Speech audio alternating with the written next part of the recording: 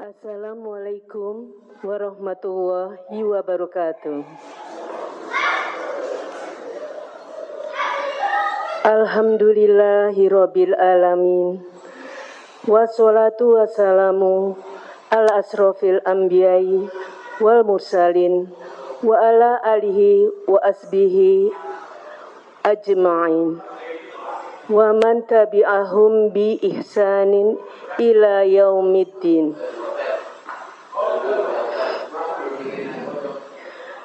Ibu-ibu anggota Majelis Taklim Al-Husna yang berbahagia.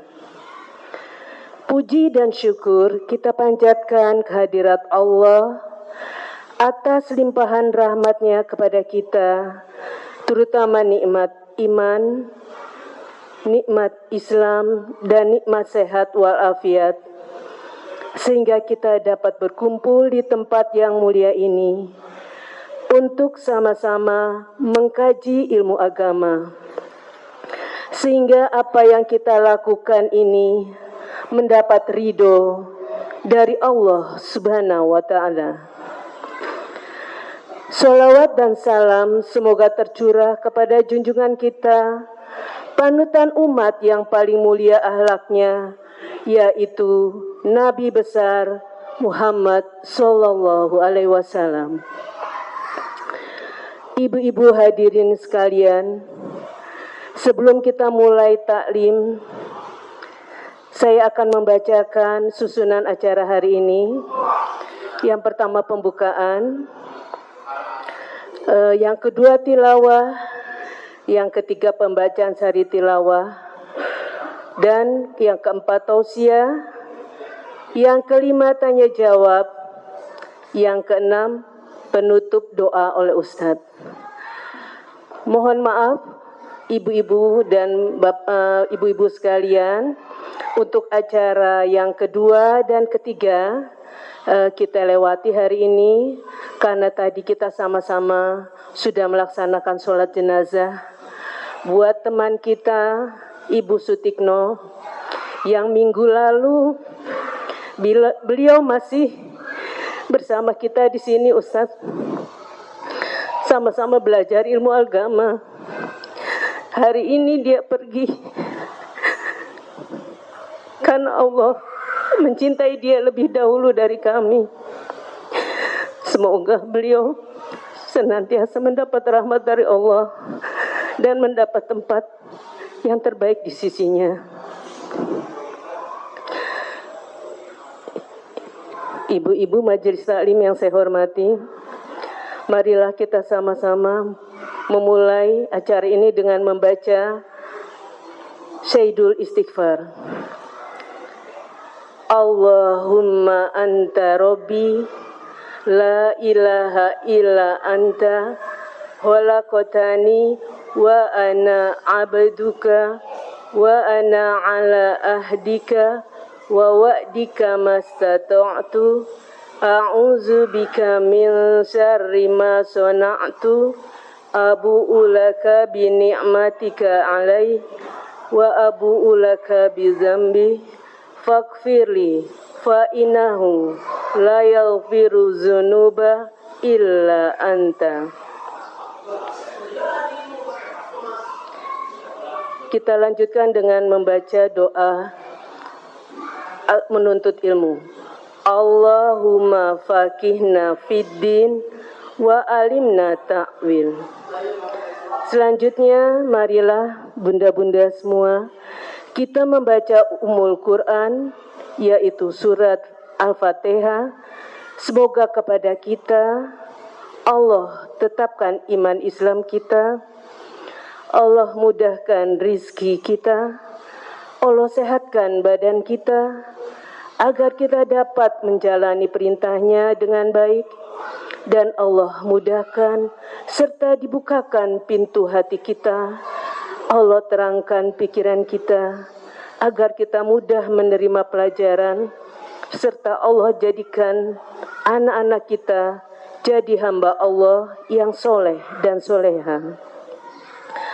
Ala hadiniyah wa kulli niyatin solehah wa ala hadratin Nabi al-Fatihah. A'udzu billahi minasy syaithanir rajim. Bismillahirrahmanirrahim. Alhamdulillahi rabbil alamin. Ar-Rahmanir-Rahim. Maliki yaumiddin. Iyyaka na'budu wa iyyaka nasta'in. Ihdinas siratal mustaqim. Siratal ladzina an'amta 'alaihim ghairil maghdubi 'alaihim waladdallin. Amin amin ya rabbal alamin. Alhamdulillah, guru kita Ustadz Rahmat telah sampai di tempat, sudah berada di tengah-tengah kita. Ahlan wa sahlan Ustadz, terima kasih atas kehadirannya. Ini untuk pertama kali kita berkenalan dengan Ustadz. Kami serahkan acara ini kepada Ustadz.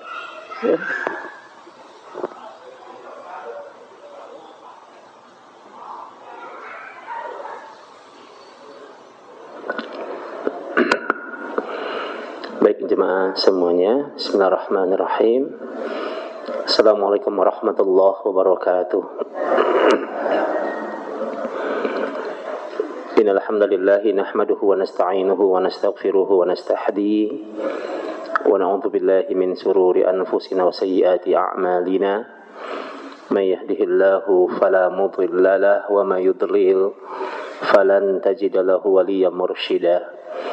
Asyhadu an la ilaha illallah wahdahu la syarika lah wa asyhadu anna Muhammadan abduhu wa rasuluhu man la nabiyya wa la rasula ba'da. Faqala Allahu 'azza wa jalla fi kitabihil karim. A'udzu billahi as-sami'il 'alim minasy syaithanir rajim. Bismillahirrahmanirrahim. Ya ayyuhalladzina amanu taqullaha haqqa tuqatih wa la tamutunna illa wa antum muslimun, amma ba'd. Para ummahatul muslimah, para kaum mukminah yang mudah-mudahan pada pagi menjelang siang ini, udah siang ya Bu ya, ya alhamdulillah ya, kita senantiasa dalam kebaikan-kebaikan dan keberkahan dari Allah Subhanahu wa taala. Alhamdulillah kita bersyukur kepada Allah Subhanahu wa taala. Tidak ada satupun kebaikan di muka bumi ini yang bisa kita tegakkan kecuali Allah yang maha berkehendak agar kebaikan itu bisa kita lakukan. Bisanya kita berbuat baik itu karena Allah yang menggerakkan hati-hati kita. La haula wa la quwata illa billah. Ini sebuah zikir yang Nabi ajarkan kepada Abdullah bin Khais radhiyallahu taala anhu. Kata Nabi, wahai Abdullah, perbanyaklah baca la haula wala quwata illa billah. Kenapa itu dibaca? Kata Nabi kita di hadis Sahih Bukhari, perkataan la haula wala quwata illa billah itu adalah kanzun min kunuzil jannah, yaitu apa? Kunci di antara kunci-kunci surga. Jadi kalau kita perbanyak baca la haula wala quwata illa billah, itu kita sudah memiliki kunci surga. Nah, ibu-ibu kalau lagi lagi ulang tahun gitu ya, lagi milad, sama suaminya dikasih kunci mobil gitu Bu. Senang ya Bu ya, dikasih kunci mobil gitu ya, dikasih kunci rumah gitu kan. Nah, kunci itu kan bukti kita pemilik ya, pemilik dari harta yang diberikan. Maka bayangkan kalau kita berniaga dengan Allah, yang Allah kasih itu kunci surga gitu. Makanya begitu banyak perkataan-perkataan yang ringan di lisan tapi berat dalam timbangan dan bisa mengantarkan kita kepada surga. Di antaranya itu kalimat kita memperbanyak baca la haula wala quwata illa billah. Dan menarik, Abdullah bin Mas'ud radhiyallahu taala anhu memaknai la haula wala quwata illa billah adalah, kata beliau, La haulatu bima'siyatillahi illa bi'usmatihi. Orang itu tidak akan pernah bisa terhindar dari maksiat. Jadi enggak bakal bisa kita terhindar dari maksiat kecuali Allah yang menghalanginya. Wala quwwatu bi ta'atillahi illa bi ma'unatihi. Dan orang itu enggak akan pernah bisa menegakkan kebaikan. Orang itu tidak akan pernah bisa beribadah kecuali Allah yang menolongnya. Jadi ibu-ibu bisa duduk di majlis ini, bisa kita bertemu di majlis ini, kita bisa bertamasya di taman-taman surga, di majlis ilmu, enggak bakalan bisa itu kita lakukan kecuali Allah yang menolong kita. Makanya syukur yang pertama, setiap matahari terbit dan Allah masih menghidupkan kita, syukur yang pertama yang harus terus kita panjatkan kepada Allah, yaitu ketika Allah masih menghidupkan kita dalam ketaatan. Ya, makanya ada sebuah permohonan, sebuah permintaan tolong kita kepada Allah. Yang itu zikir itu kita baca, kata Nabi kita sallallahu alaihi wasallam, zikir itu kita baca di waktu pagi dan petang. Bahkan zikir itu boleh kita baca, doa itu boleh kita baca setiap habis salat. Apa itu doanya? Allahumma a'inni ala dzikrika wa syukrika wa husni ibadatik. Doa itu boleh kita baca habis salat, bahkan ketika kita melamakan sujud kita. Di hadis sahih Bukhari, doa itu boleh kita baca. Allahumma a'inni ala dzikrika wa syukrika wa husni ibadatik. Ya Allah, aku minta tolong kepadamu ya Allah untuk bisa berzikir kepadamu, untuk bisa bersyukur kepadamu, dan untuk bisa menghadirkan ibadah terbaik ikhlas karenamu. Masya Allah ya. Jadi kalau kehidupan kita senantiasa kita hiasi dengan berzikir kepada Allah, ya, bersyukur kepada Allah, menghadirkan ibadah terbaik kepada Allah, maka Masya Allah ya, ini kehidupan yang penuh dengan kebaikan-kebaikan dan keberkahan. Hati kita akan selalu dianugerahkan dengan ketenangan. Ketika kita diuji oleh Allah, kita akan tegar. Karena sehebat apapun ujian dunia, tidak ada apa-apanya dibandingkan penderitaan akhirat. Nah, jadi kita akan tegar, kita akan tenang kalau kita terus bersyukur kepada Allah Subhanahu wa taala. Nah, mudah-mudahan perjumpaan kita pada hari ini dalam kebaikan-kebaikan, kita berkumpul dalam rangka untuk menuntut ilmu syar'i, dan Allah menetapkan jalan surga itu adalah jalan ilmu. Kita berdoa kepada Allah, mudah-mudahan Allah tidak hanya mengumpulkan kita di masjid yang penuh kemuliaan ini, tapi kita berdoa kepada Allah, mudah-mudahan Allah nanti mengumpulkan kita di surganya Allah Subhanahu wa taala. Amin ya Allah ya rabbal alamin. Selawat dan salam mudah-mudahan senantiasa tercurah kepada qudwah dan uswah hasanah kita, Nabi kita yang mulia, Nabi Muhammad sallallahu alaihi wasallam.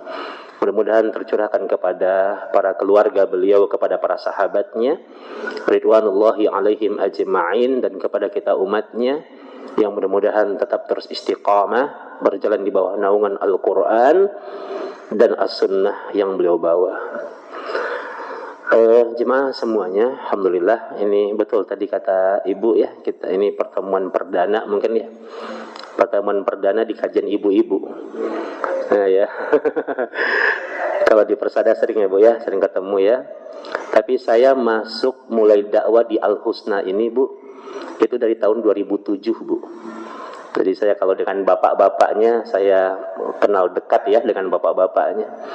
Nah, jadi saya sebenarnya dulu awal memulai dakwah setelah saya selesai dari kuliah, dulu saya di LIPI ya.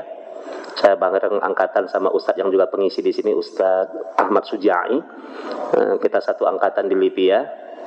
Nah, jadi saya udah memulai dakwah itu dulu, namanya dulu Depkes ya, Depkes 1 Ibnu Sina gitu ya, Depkes 2 Al-Husna, Depkes 3 itu Multazam ya, masjidnya ya. Jadi sebenarnya dakwah memang muter-muter sini aja gitu ya. Nah, qadarullah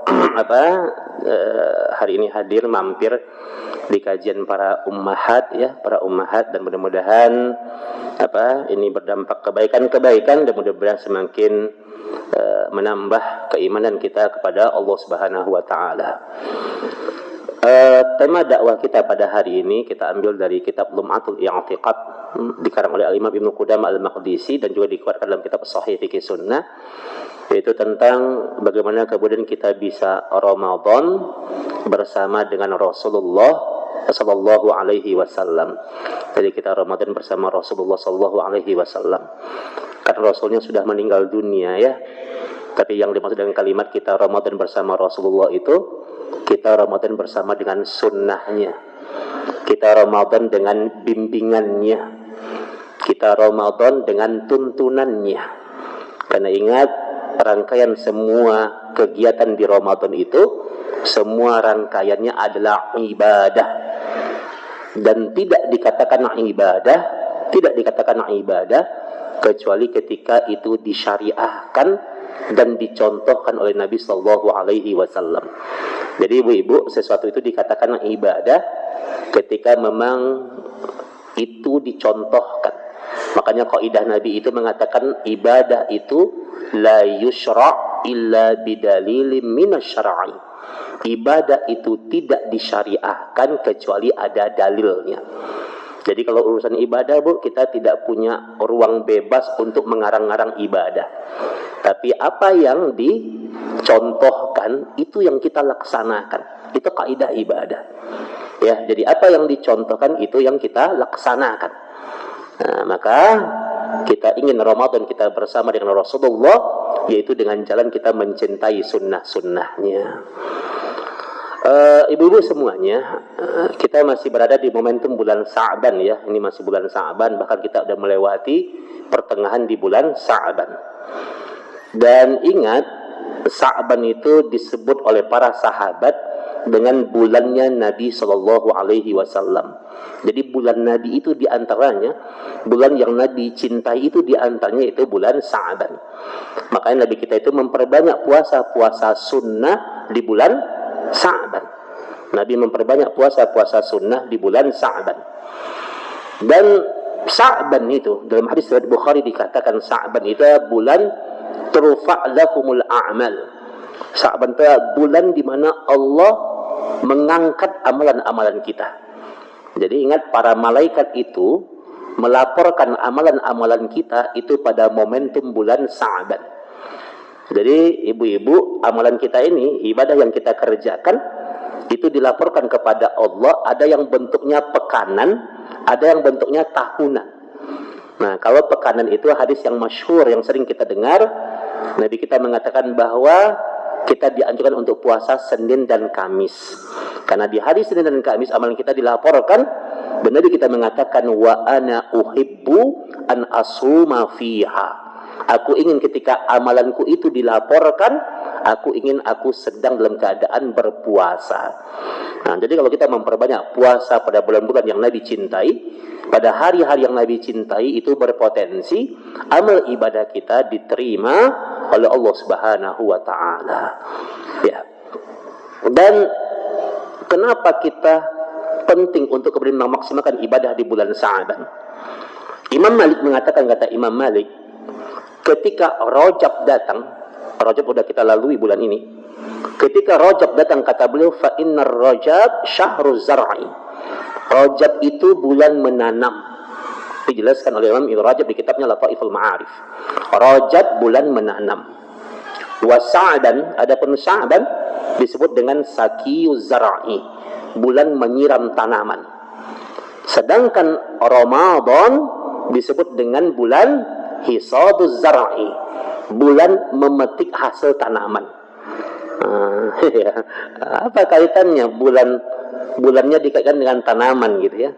Jadi kalau Rajab itu bulan latihan amal ibadah. Kalau Sa'ban itu pembiasaan. Jadi ibu-ibu, umpamanya kita punya target nih, Ustaz, saya pengen deh nanti puasa itu nggak terlalu capek gitu. Maka kalau ibu-ibu pengen nanti Ramadannya puasanya nggak terlalu capek, terasa ringan puasa itu, maka perbanyak puasa-puasa sunnah di bulan Sa'ban. Ustaz, saya pengen deh nanti di Ramadan itu saya pengen khataman Quran. Pengen khataman Qur'annya 3 kali atau 5 kali umpamanya ya, atau 1 kali lah gitu ya.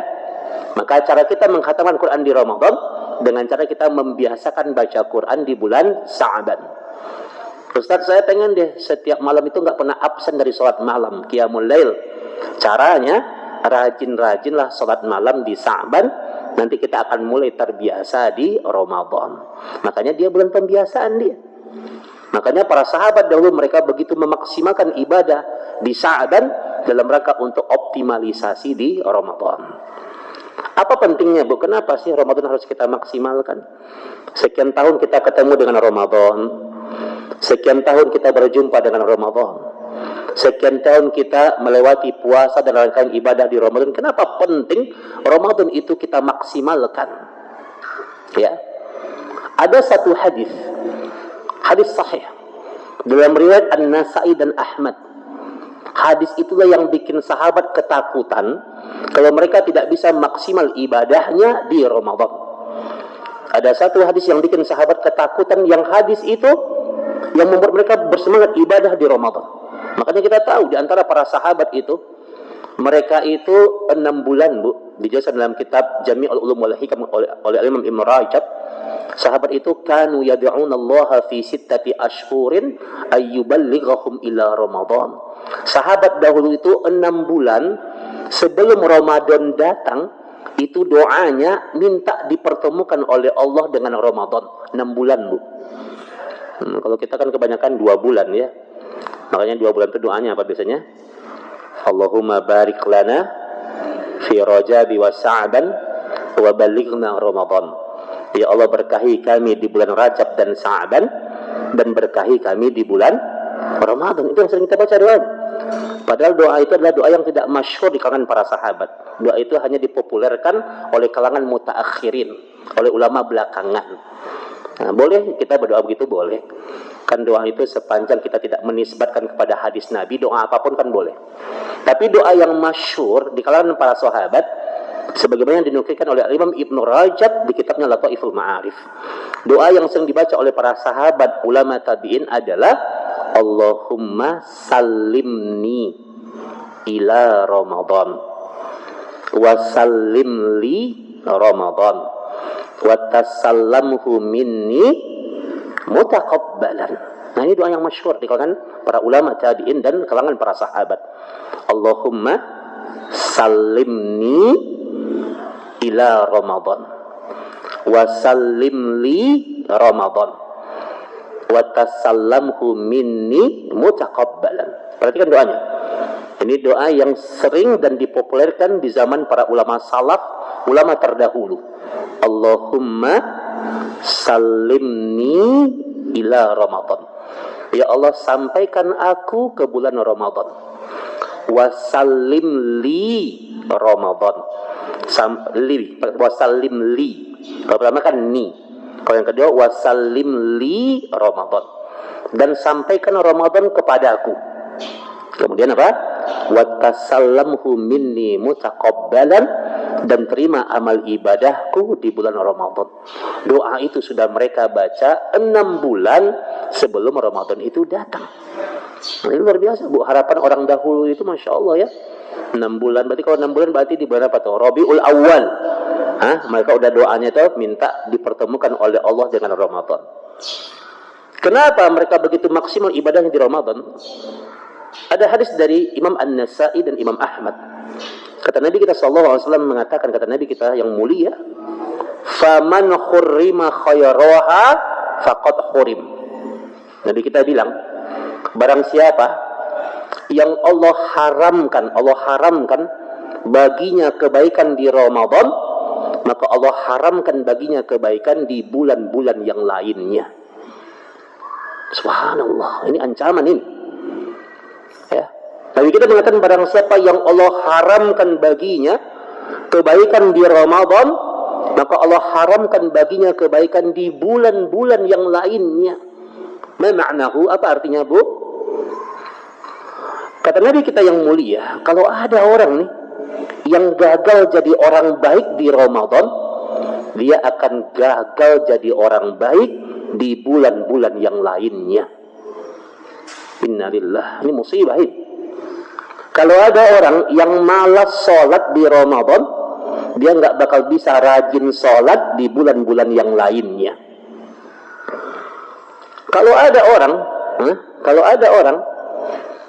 yang malas puasa di Ramadan, dia akan malas puasa di bulan-bulan yang lainnya. Kalau ada orang yang malas baca Quran di Ramadan, nggak bisa dia khataman Quran di Ramadan, dia nggak bakal bisa khataman Quran di bulan-bulan yang lainnya. Nabi yang mengatakan, kalau ada orang yang malas qiyamul lail, malas tahajud di Ramadan, dia nggak bakal bisa tahajud di bulan-bulan yang lainnya. Ramadan hadir sebagai barometer penilaian seseorang di hadapan Allah. Kenapa Ramadan ukurannya? Ada sebuah sabda Nabi dan melalui Imam An-Nasa'i mengatakan kepada kita, kata Nabi kita, "Idza atakumur Ramadan." Kalau Ramadan itu datang kepada kalian, ya, tuftahu fihi abwabul jannah. Kalau Ramadan datang kepada kalian, dibuka pintu surga. Wa tughlaqu fihi abwabul jahim. Kalau Ramadan datang, ditutup pintu neraka. Wa suffidatis sayatin, dan setan-setan dibelenggu di Ramadan. Maka kata Imam Syafi'i, kalau ada sebuah bulan ketika itu surga dibuka, neraka ditutup, setan dibelenggu, dan kalian masih nggak bisa beribadah kepada Allah, kalian butuh bulan apa lagi untuk bisa beribadah kepada Allah? Ibu-ibu ingat, satu-satunya bulan surga dibuka, neraka ditutup, setan dibelenggu, itu hanya terjadi di bulan Ramadan. Itu hanya terjadi di bulan Ramadan. Kalau ketika iblis sudah dibelenggu saja, dan orang masih nggak bisa jadi orang baik, dia butuh bulan apa untuk bisa jadi orang baik? Maka Ramadan itu penentu. Yang terhalang dalam kebaikan di Ramadan, dia akan terhalang kebaikan di bulan-bulan yang lainnya. Ramadan itu ukuran kita. Kalau gagal kita di Ramadan, maka kita gagal untuk dapatin kebaikan di bulan-bulan yang lainnya. Nah, maka para ummahat yang disayang oleh Allah, maka maksimalkan ibadah kita di Ramadan. Ya. Andaikan ini Ramadan yang terakhir bagi kita. Andaikan ini Ramadan yang terakhir bagi kita. Nah, tadi Masya Allah ya, tadi salah satu ya jemaah ummahat ya pergi mendahului kita. Itulah kehidupan, Bu. Ada orang yang hari ini bersama dengan kita, ya. Tahun depan nih, formasi kita yang seperti ini belum tentu utuh seperti ini, Bu. Akan ada yang datang dan pergi, itu kehidupan. Dunia itu sifatnya, kata Ali bin Abi Thalib di kitab Aswar min Hayati Sahabah, dunia itu sifatnya dia akan meninggalkan kita atau kita yang akan meninggalkan dunia, dan itu pasti, itu pasti.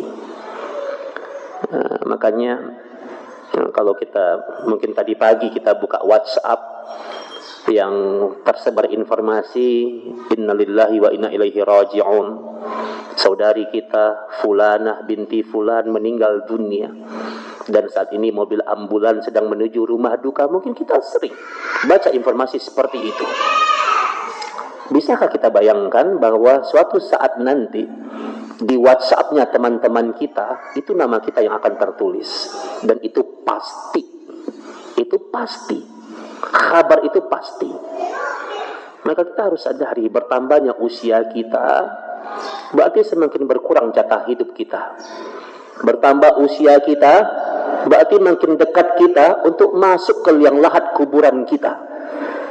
Nah, maka Ramadan ini menjanjikan banyak kehidupan yang terbaik setelah kematian kita. Maksimalkan ibadah kita. Ibadah itu teman setia kita, Bu. Ibadah itu adalah teman setia kita untuk berjumpa dengan Allah. Maka jangan sia-siakan Ramadan. Orang yang paling merugi, kata Nabi kita yang mulia sallallahu alaihi wasallam, Ramadan datang dan Ramadan berlalu begitu saja. Ramadan datang dan Ramadan berlalu begitu saja, dan dia tidak dapatin ampunan dari hadirnya Ramadan. Makanya kekalahan terbesar kaum muslimin adalah ketika Ramadan datang, maka dia beranggapan Ramadan bulan biasa-biasa saja. Itu kekalahan terbesar kaum muslimin. Ramadan datang, dianggap Ramadan bulan biasa-biasa saja gitu. Nggak ada hal yang istimewa yang dia lakukan. Nggak ada ibadah yang spesial yang dia lakukan. Biasa-biasa saja dia. Maka kata Nabi kita, ini adalah orang yang merugi, orang yang nanti menyesal di hadapan Allah Subhanahu wa taala. Ramadan bulan yang luar biasa. Bulan yang luar biasa. Bahkan ketika kita kumpul di sini sekarang, sadarkah kita kumpul kita sekarang di sini, di saat ini juga ada miliaran ahli kubur minta balik ke dunia. Ya, kita kumpul sekarang di sini. Di saat ini juga ada miliaran ahli kubur minta balik ke dunia. Permintaan mereka itu diabadikan dalam Al-Quranul Karim. Mereka bilang sama Allah, qala rabbirji'un la'alli a'malu salihan fima taraktu. Mereka bilang, ya Allah, balikin kami ke dunia ya Allah.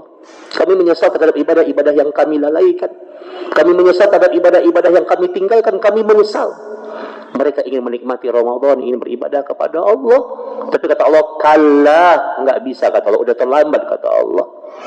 Nah, maka mari kita maksimalkan ibadah Ramadan kita, karena inilah penentu kehidupan kita. Andaikan ini Ramadan yang terakhir, jadikan momentum Ramadan yang akan kita temui ini, insya Allah ya, menjadi ibadah dan bekal kita untuk berjumpa dengan Allah Subhanahu wa taala. Ya. Ibu-ibu, makanya Nabi kita yang mulia itu, beliau begitu memaksimalkan ibadah di Ramadan. Bagaimana cara kita bisa Ramadan bersama Nabi Sallallahu Alaihi Wasallam? Kaidah yang pertama yang harus kita ingat adalah perhatikan semua rangkaian waktu yang Allah anugerahkan kepada kita di momentum bulan Ramadan. Jadi Ramadan itu menit dan detiknya adalah waktu-waktu yang berharga. Ramadan itu menit dan detiknya, per menitnya, per detiknya, itu adalah waktu-waktu yang berharga. Maka perhatikan menit dan detik yang kita lewatkan di Ramadan. Jangan sampai ada yang sia-sia. Kalaulah di Ramadan itu kemudian kita tidur gitu ya, atau kemudian kita bersantai-santai, niatkan tidur pun menjadi ibadah. Ya, jaga adab-adab tidur umpamanya. Ya, usahakan berzikir sebelum tidur umpamanya, sehingga tidur pun bernilai ibadah.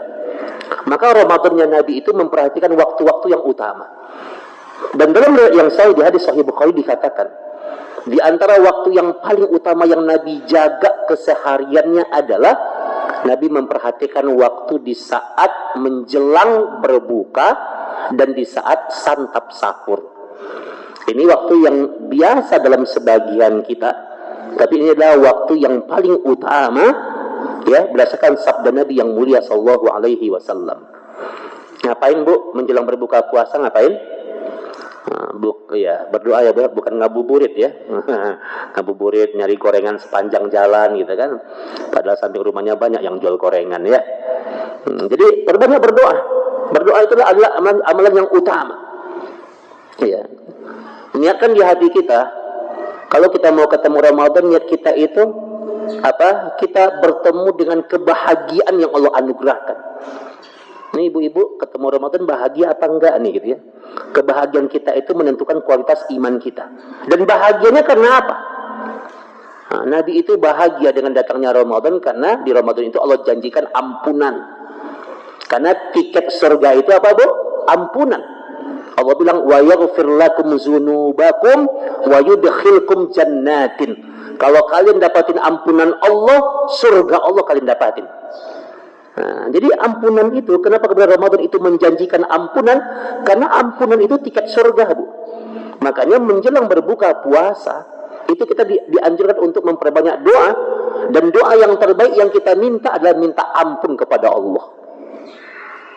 Jadi ingat ibu-ibu, kita harus memahami bahwa permintaan itu kan banyak tuh.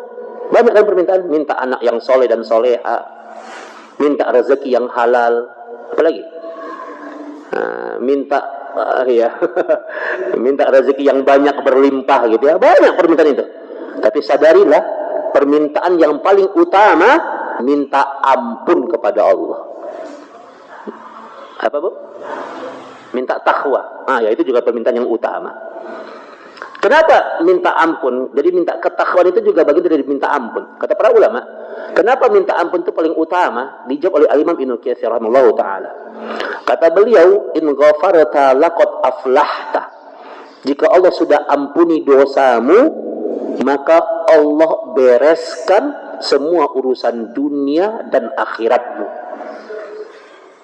Ini perkataan dari Al-Imam Ibnu Katsir. Jadi ketika Al-Imam Ibnu Katsir kemudian bicara tentang dahsyatnya ampunan Allah, ketika Allah mengatakan wasyari'u ila maghfiratin, kejarlah ampunan Allah, maka kata Imam Ibnu Katsir mengomentari ayat itu dalam tafsirnya, beliau katakan in ghafarta laqad aflahta. Jika Allah ampuni dosamu, diampuni dosamu oleh Allah, maka Allah selesaikan semua urusan dunia dan akhiratmu. Makanya ibu-ibu, meraih ampunan Allah permintaan yang tertinggi, karena kalau orang diampuni dosanya oleh Allah, dimasukkan dalam surga. Jadi hati-hati. Kita punya satu dosa nih kita punya. Saya yakin kita punya dosa lebih daripada satu. Tidak bisa kita terhindar dari dosa itu. Kita punya satu dosa saja. Kalau satu dosa itu nggak diampuni sama Allah, maka kita nggak berhak dengan surga, Dicuci dulu di neraka, baru dimasukkan dalam surga. Orang punya satu dosa saja, kalau satu dosa itu nggak diampuni sama Allah, dicuci dulu dia di neraka. Tapi kalau ada orang di muka bumi, dia punya dosa sepenuh langit dan bumi.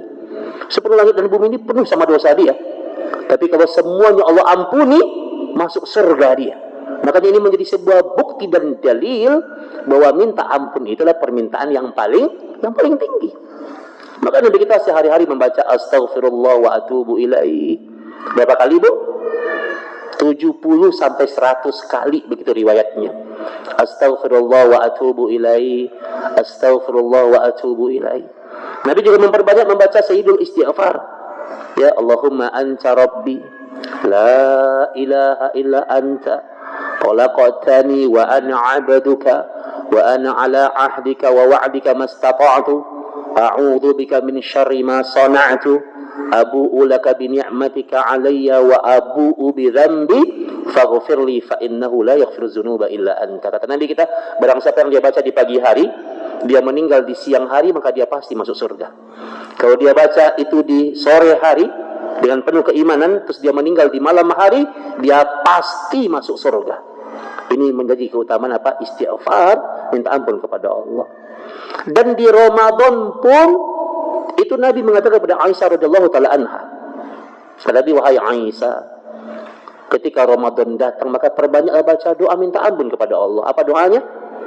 Allahumma innaka afuwun tuhibbul afwa fa'fu anni. Hadis dalam riwayat Bukhari. Allahumma innaka afuwun tuhibbul afwa fa'fu anni. Ya Allah, aku memohon kepadamu, sesungguhnya engkau itu pengampun.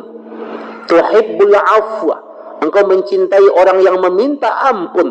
Fa'fu anni, maafkan aku ya Allah. Ini permintaan yang utama. Doa ini boleh kita baca kapanpun di hari-hari Ramadan. Boleh kita baca siang atau malam di Ramadan. Dan paling ditekankan kita baca di 10 malam terakhir di bulan Ramadan. Ini Nabi langsung mengajarkan kepada istrinya yang tercinta, Aisyah radhiyallahu taala anha. Jadi menjelang berbuka puasa itu, perbanyak berdoa kepada Allah. Matiin dulu TV-nya. Doa sama Allah. Startkan di TV yang bagus. Ada ceramah, ada kajian, ada murotal, ada apa? Ada apa lagi? Ya macam-macam lah. Banyak tayangan yang bagus gitu ya. Matiin dulu sebentar, ntar nyalain lagi. Tidak ada amal yang paling utama menjelang berbuka puasa yang keutamaannya melebihi daripada minta ampun. Jadi minta ampun itu ibu-ibu adalah permintaan yang paling utama. Sampai kata Nabi kita, kalau orang menjelang berbuka puasa dia berdoa kepada Allah, kata Nabi kita, laisa bainahu wa bainallahi hijab. Antara dirimu dengan Allah tidak ada dinding pembatas. Minta kepada Allah, minta ampun kepada Allah. Minta apa? Pertama minta diampuni dosa kita oleh Allah. minta kebaikan dunia, akhir dan akhirat. Rabbana atina fid dunya hasanah. Kemudian baru kita lanjutkan dengan minta kebutuhan kita. Minta anak-anak yang soleh dan soleha, minta rezeki yang halal dan berkah, ya, minta rumah tangga dalam kebaikan, dalam keadaan sakinah mawaddah warahmah. Minta semua. Ya, ini jangan lewatkan ya. Yang masih ngabuburit di jalan, segera pulang. Segera pulang, jangan lama-lama di jalan. Ya, kadang orang di jalan terlalu lama dia, entah apa yang dia cari, merugiin. Nah, jadi waktu berbuka itu, Bu, ini adalah waktu yang sangat diperhatikan ini. Nah, kalau berbuka puasa, berbuka dengan sunnah Nabi, kan judul kita Ramadan bersama Nabi. Gimana Nabi itu berbuka puasa, Bu? Di hadis Sahih Muslim, Nabi menjelaskan, "Idza aftara ahadukum," kalau kalian ingin berbuka puasa, kata Nabi, "falyuftir ala tamrin," berbukalah dengan kurma. Fa illam yajid, kalau enggak punya kurma, falyuftir ala ma'in, berbuka dengan air putih. Berbuka dengan air putih. Fa innahu tahur. Kurma dan air putih itu adalah dua hal yang kalian nikmati, dan itu rekomendasi dari Allah. Allah yang rekomendasiin. Kita kalau direkomendasiin sama dokter gitu, Pak, Bu, makan ini ya, begitu taat kita. Tapi ini Allah yang ngasih rekomendasi. Jadi berbuka puasa itu awali dengan air putih dan kurma. Awali dengan air putih dan kurma. Ini rekomendasi yang datang langsung dari Allah dan besar pahalanya. Saya pernah, Bu, baca sebuah artikel kesehatan. Saya pernah baca artikel kesehatan ya, Bu, ya. Itu kalau kita punya kosong seharian puasa ini, kosong seharian, terus yang pertama yang kita nikmati itu air putih, kurma gitu ya. Itu ada sekitar 17 manfaat kesehatan yang akan kita dapatkan. Ini penelitian para ahli kesehatan ini. Ya, akan melancarkan peredaran darah kita, akan menguatkan fungsi lambung kita, menguatkan fungsi jantung kita, ya, melancarkan pencernaan kita. Itu Masya Allah. Makanya kalau kita berbuka dengan sunnah yang Nabi ajarkan, sehat kita. Puasa itu, Bu, kalau mengikuti aturan Allah dan Rasulnya, insya Allah puasa kita menyehatkan. Makanya Nabi kita itu sehat banget. Nabi kita itu 63 tahun usianya, cuma 2 kali sakitnya. Masya Allah. Coba, nggak ada orang yang sesehat Nabi itu, nggak ada. Nabi yang paling sehat. Ya, usianya 63 tahun, cuma 2 kali sakitnya. Sama dengan kita, Bu, kita kan sakitnya 2 kali sepekan ya. 2 kali sepekan. Karena kan orang itu kan sakit, kata Al-Imam Ibnu Qayyim di kitabnya Ad-Dawa, kan sakit itu 2 hal kata beliau. Orang sakit itu karena pola pikir dan pola makan. Nah, jadi kalau makan yang nggak beraturan gitu ya, itu sakit. Atau pola pikir yang nggak harusnya dia pikirin gitu. Nah, makanya kata Imam Ibnu Rajab, zikrun nas daun. Kebanyakan mikirin omongan orang itu penyakit. Orang ngomongin kita terus kita pikirin gitu. Nah, dia aja ngomong nggak pakai pikiran. Orang ngomongin kita terus kita pikirin, kata Imam Ibnu Qayyim, itu penyakit itu. Iya. Ya, emang gua pikirin gitu ya. Makanya ibu-ibu penting baca ilmu, namanya ilmu bodoh amat gitu ya. Bodoh amat, lu ngomong apa kayak bodoh amat gitu ya. Jadi prinsip hidup itu sepanjang kita tidak rugiin orang, sepanjang kita nggak zolimin orang, sepanjang kita nggak bikin dosa sama Allah, orang mau komen apa kayak bodoh amat gitu. Yang penting kita tidak menzolimi orang. Itu prinsip hidup gitu. Makanya kata Imam Ibnu Qayyim, zikrun nas, mikirin omongan orang itu penyakit. Wa zikrullah, mikirin omongan Allah, dawa, itulah obat. Jadi kalau mikirin omongan orang itu sumber penyakit itu. Karena kita nggak bisa, kita sebaik apapun jadi manusia, nggak ada kita yang bisa selamat dari omongan orang. Percaya nggak? Hidup ini nggak akan pernah aman-aman saja. Makin jadi orang baik itu makin banyak musuhnya. Itu kaidah sunnah itu. Nabi kita itu kurang baik apa Nabi kita? Udah meninggal Nabi kita, sampai detik ini masih dihina sama orang.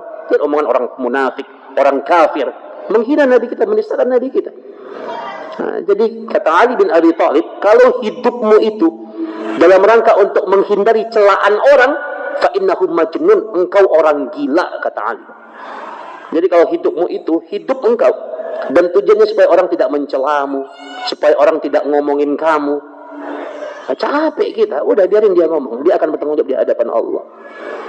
Nah ya, maka ingat di momentum di Ramadan, maka jaga waktu kita, waktu berbuka, waktu untuk kemudian kita memperbanyak berzikir kepada Allah. Makanya berbuka itu kata Nabi kita apa? Awali dengan kurma dan air putih. Awali dengan kurma dan air putih. Ya. Dan itu manfaatnya besar ya. Jadi cara berbuka itu Nabi ajarkan kita teknisnya tuh cara berbuka. Azan berkumandang Allahu Akbar, Allahu Akbar. Azan maghrib ya, dengan azan asar bu. Karena maghrib dengan asar itu sama bunyi azannya. Ya, wah azan asar nih gitu. Oh sama bunyi azannya. Makanya jangan tidurnya sore ya. Kalau tidurnya sore nanti dia pikirannya nggak ngumpul gitu ya. Salah satu tidur yang dicela oleh syariat adalah tidur sore, tidur habis asar itu jangan. Karena ada dua tidur yang dipuji, ada dua tidur yang dipuji dan ada tiga tidur yang dicela. Apa itu dua tidur yang dipuji? Tidur yang pertama khailulah, tidur siang. Nah, tidur siang habis zuhur. Nabi itu sekadar rebahan walaupun cuma 15 menit. Itu tidur yang dipuji, itu tidur siang itu. Ya, yang kedua tidur yang dipuji itu tidur ba'da isya. Jadi mempercepat tidur habis isya. Makanya dalam kaidah sunnah dikatakan kalau sudah tidak ada lagi pekerjaan dunia yang menguntungkan akhiratmu habis isya, maka tidak ada amal yang terbaik habis isya kecuali tidur. Makanya habis isya itu tidur yang dipuji sama syariah. Maka Nabi kita mempercepat tidur, jangan kebanyakan begadang. Kata Bang Roma aja nggak boleh begadang ya. Maka jangan kebanyakan begadang bu. Nah kalau tidur yang dicelah itu tadi tidur apa? Tidur habis asar, tidur habis maghrib, ya, dan tidur habis subuh. Kecuali kalau kondisi tentunya dia sakit, nah dia tidur itu nggak apa-apa. Tapi kalau jadi kebiasaan itu nggak baik. Nah jadi apa? Ini kaidahnya. Ya jadi nikmati apa? Kurma. Dan jadi cara kita memulai berbuka puasa itu ketika azan berkumandang Allahu Akbar, Allahu Akbar. Di lafaz azan maghrib yang pertama batalkan puasa kita. Makanya namanya apa? Namanya ta'jilul iftar, menyegerakan berbuka puasa. Di hadis sahih Bukhari Nabi kita mengatakan la yazalun nasa bil khairi ma'ajjalul fitr. Manusia itu dijamin dia akan berada dalam kebaikan-kebaikan yang Allah ridhai sepanjang dia menyegerakan waktu berbuka. Nah, jadi kalau azan maghrib itu berkumandang di wilayah kita, jangan sampai tinggal di Jati Bening ikuti azannya, ikuti azan Surabaya. Itu bukan menyegerakan, tapi itu membatalkan, batal puasa kita. Nah, ya. Udah azan Allahu Akbar, Allahu Akbar, langsung baca bismillah. Bismillah, langsung minum air putih. Begitu cara berbuka yang benar.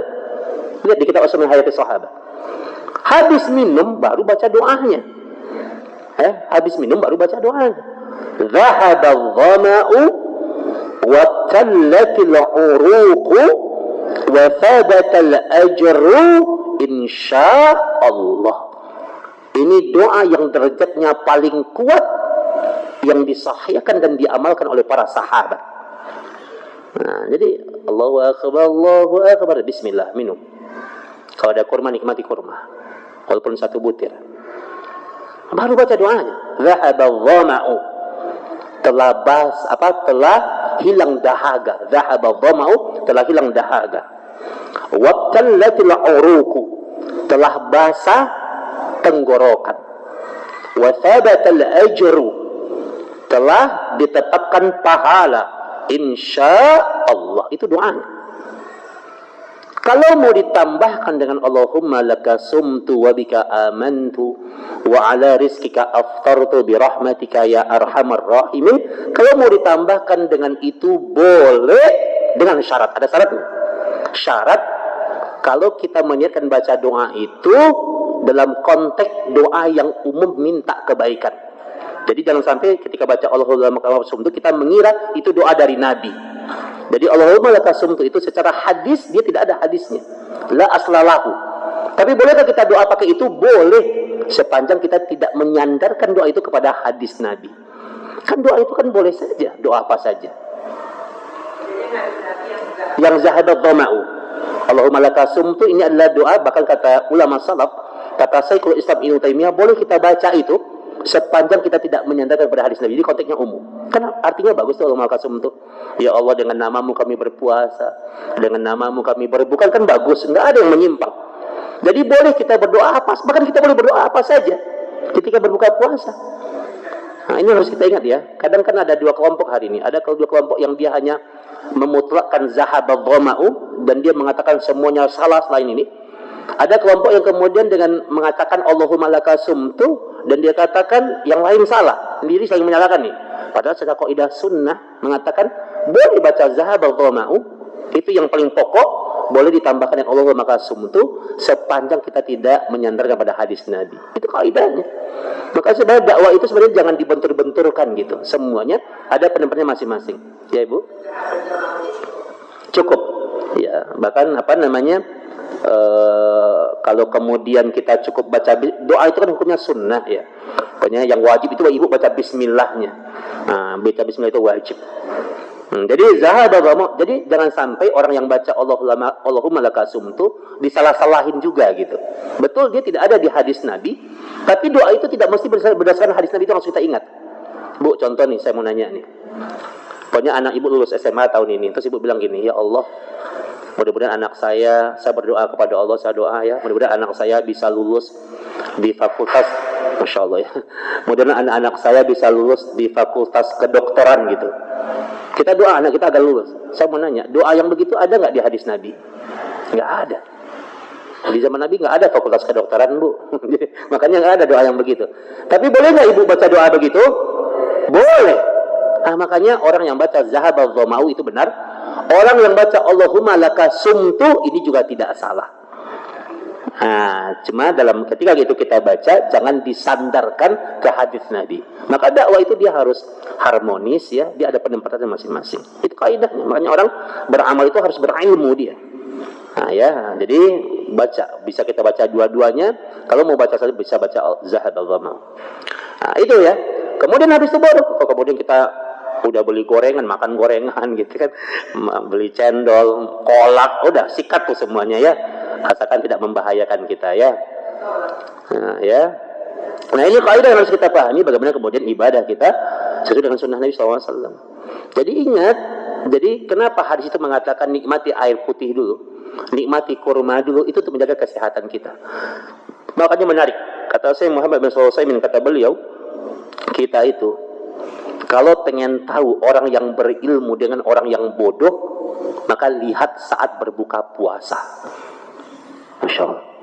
Kata saya Sulaiman, kalau pengen tahu nih, mana orang yang belajar, mana orang yang berilmu, dan mana orang yang bodoh, maka lihatlah saat berbuka puasa. Maka kalau orang yang udah ngaji dia akan minum air putih dulu. Maksud dari hadis ini, dapatin dulu pahalanya. Dapat dulu sunnahnya. Boleh kita nikmati kolak, gorengan, cendol, apalah namanya ya. Boleh nikmati itu. Tapi ntar, sabar dulu. Dapatin dulu pahalanya. Dapatin dulu sisi kesehatannya. Kadang yang kita dilematis bapak-bapak yang masih ahlul hisab nih. Allahu Akbar, Allahu Akbar. Allahumma laka sumtunya begitu. Allahumma laka sumtu, langsung gudang garam, pria punya selera katanya. Nah ini musibah ini. Dia nggak ngerti dia ada sunnah Nabi yang harus dijaga. Kita boleh nikmati apapun yang halal, tapi dapatin dulu pahalanya. Kejar dulu sunnahnya gitu. Itu maksudnya dari hadis itu.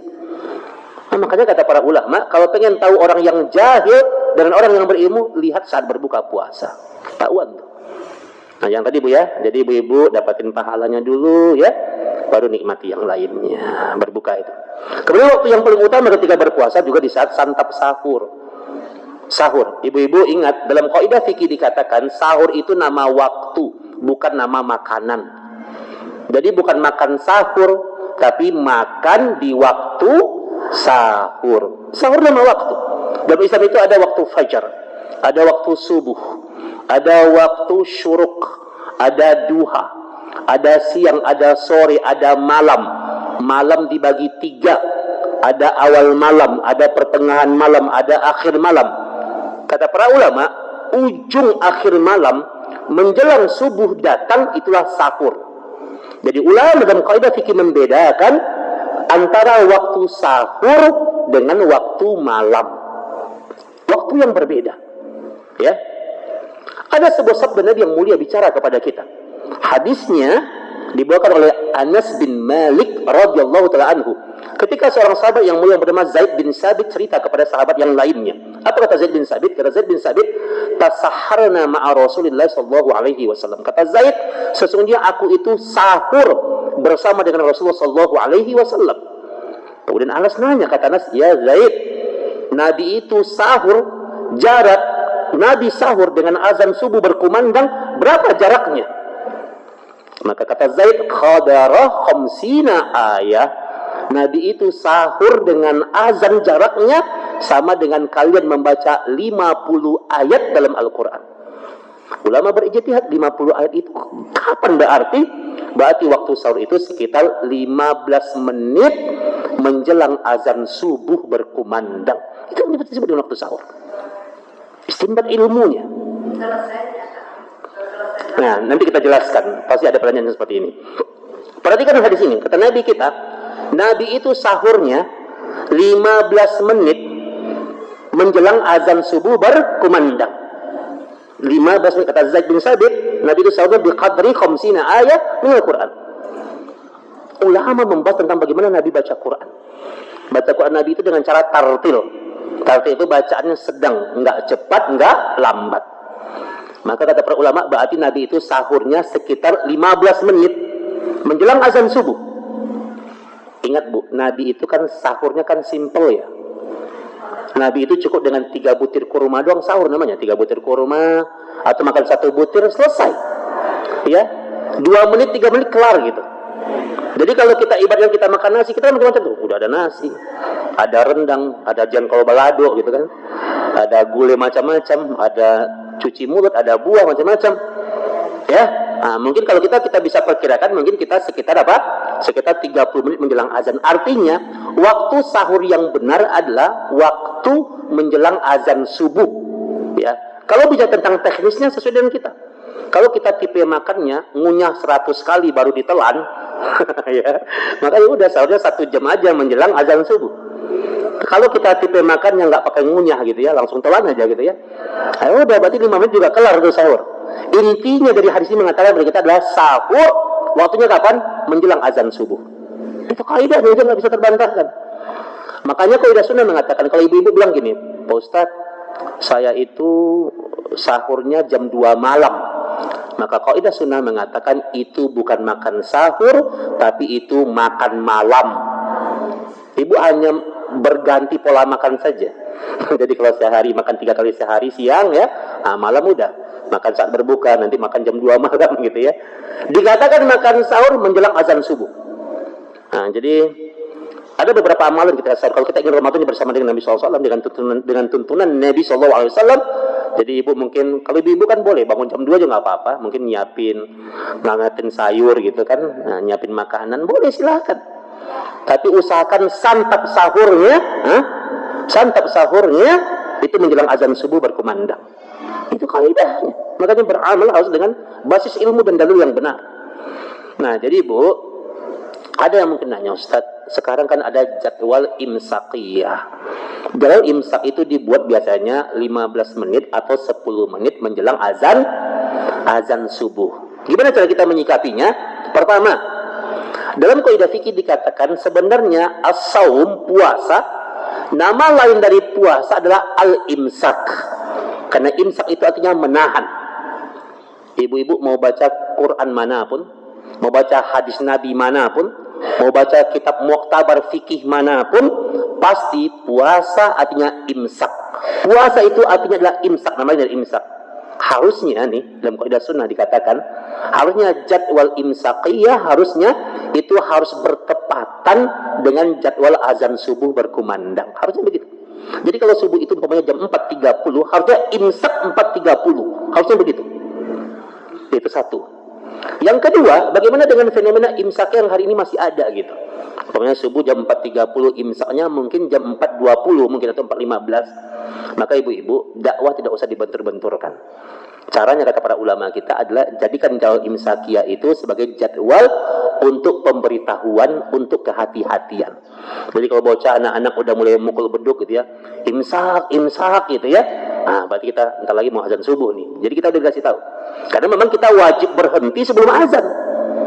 Makanya amalan sahur yang paling utama itu kan cuma 2. Makan di saat sahur, habis makan. Kalau masih ada waktu menjelang azan subuh, ngapain? Yang terbaik beristighfar dan dalilnya. Apa dalilnya? Allah bilang, wabil ashari hum yastaghfirun. Amalan yang terbaik menjelang azan subuh setelah sahur, memperbanyak beristighfar. Wabil ashar hum yastaghfirun. Jadi habis makan sahur kalau masih ada waktu, perbanyak beristighfar atau boleh kita membaca Al-Quran.